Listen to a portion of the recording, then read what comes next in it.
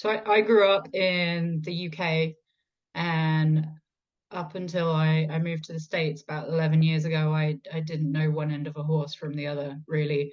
But my training professionally is as a scientist. I specialize in microbiology. That's what my PhD was in.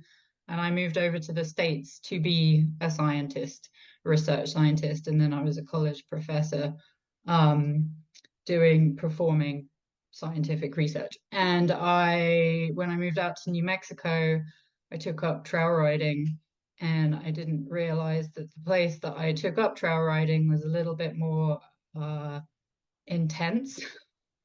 And it's typically what you would be exposed to in your first few interactions with horses. But what that became a balm and a really sort of grounding thing for me to do while I was struggling with a really intense career.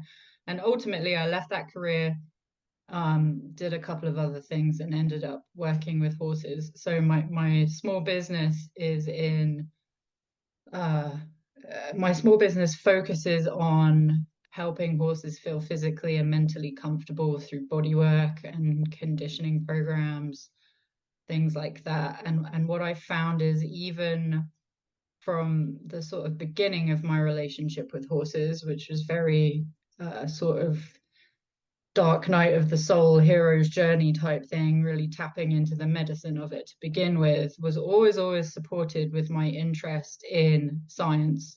So, I'd spend a day riding and then come home and dig out a lot of the scientific articles that I could, sort of access from the equine science world. And as time has gone on over the last decade or so, I found that something I'm really good at is communicating that very highly resolved, very sort of esoteric information, so that a day-to-day person who doesn't have scientific training can understand it and make use of it.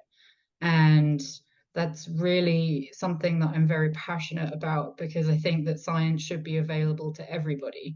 The general public pays for science to happen in universities, so we should be able to make use of it.